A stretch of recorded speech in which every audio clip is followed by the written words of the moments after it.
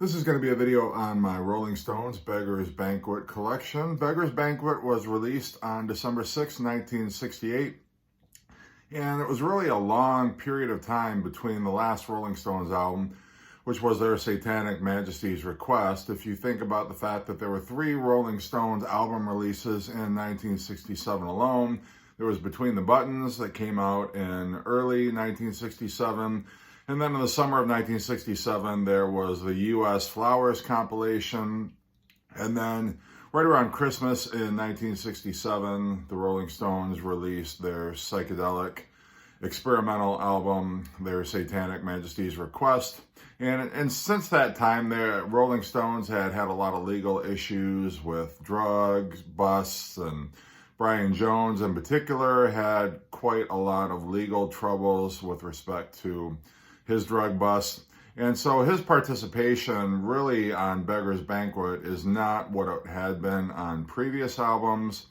And this was more of a return to the Rolling Stones blues roots after getting into some very different styles over the course of 1967.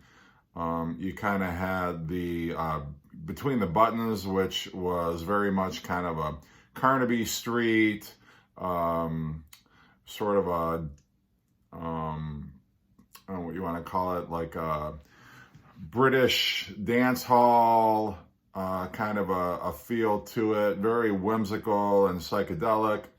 And then their Satanic Majesty's Request was even a little bit farther out there. There are elements of psychedelic rock, a little bit of acid rock, just some very trippy moments on that album. And so Rolling Stones, much like the Beatles and Bob Dylan did, it was sort of like back to the roots. They were not going to have the same level of experimentation that they'd had in 1967. They were going to kind of strip things back down to their blues rock roots and just kind of have a very gritty, organic album. This is my vinyl copy of Between the Buttons. And of course, this was not the original album that the Rolling Stones had intended for a Beggars Banquet.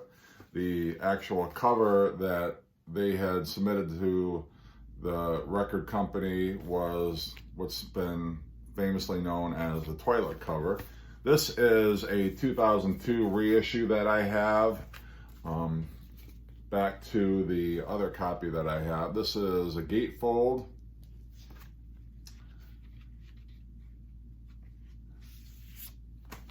And then this was on the London record label.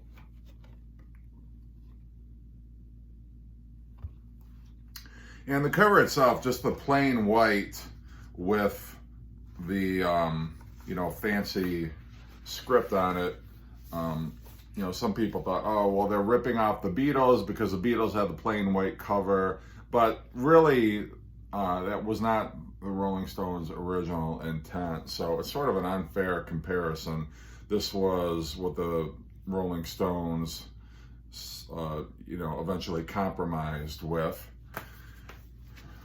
And this also has the same gatefold. This is actually clear vinyl. And it's got a clear sleeve also here, so you can see what the custom label looks like without me taking it out of the sleeve there.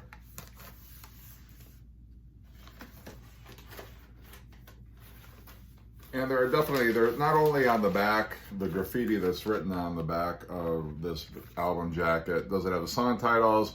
It's also got some inside jokes.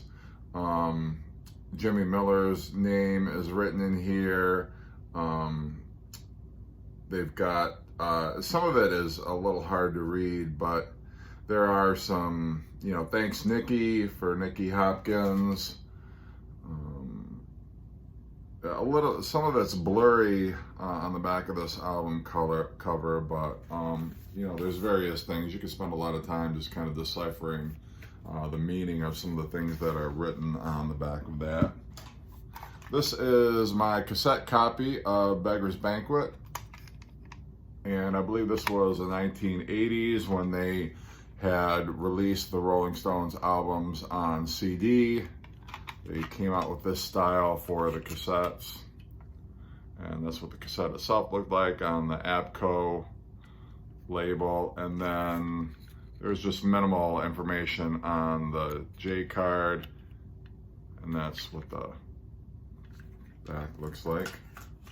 And the album running order is the same on the cassette and the album. This was the original 1986 CD as it was released.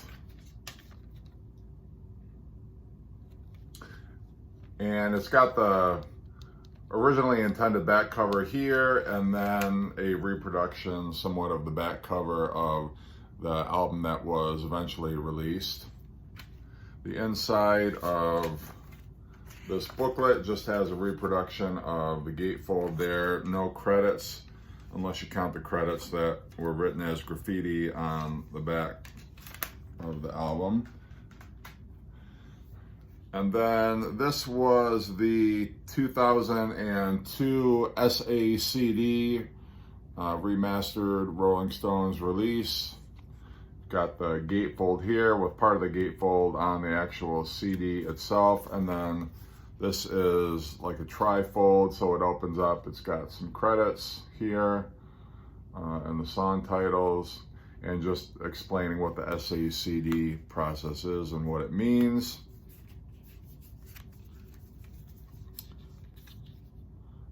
And then that's what the back looks like.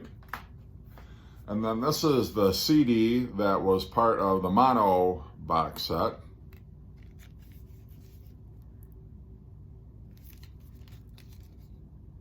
It's a little darker tinge to it. The gatefold there, and then the CD itself looks like that.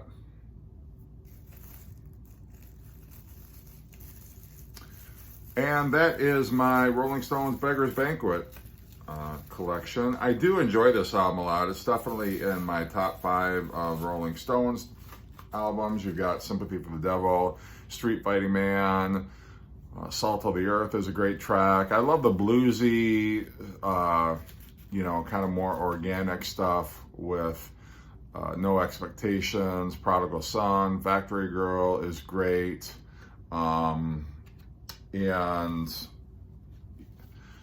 I would say this is probably the first in a string of very flawless Jimmy Miller produced albums. Jimmy Miller also produced Let It Bleed, and then Sticky Fingers, and of course Exile on Main Street, and then Goat's Head Soup. So just 5 really solid classic Rolling Stones album that started with this one. The first album that was not produced by Andrew Loog Oldham, the Rolling Stones manager. So it's unique in that regard. But that's my Beggars Banquet collection. Happy anniversary to that album.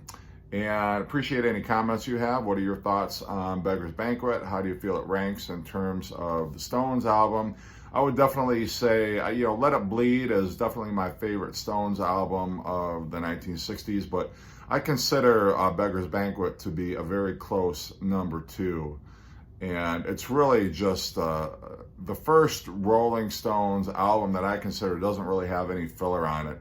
Each track is strong. There's not a weak moment on the album at all. So anyway, that is my review, and thanks for watching.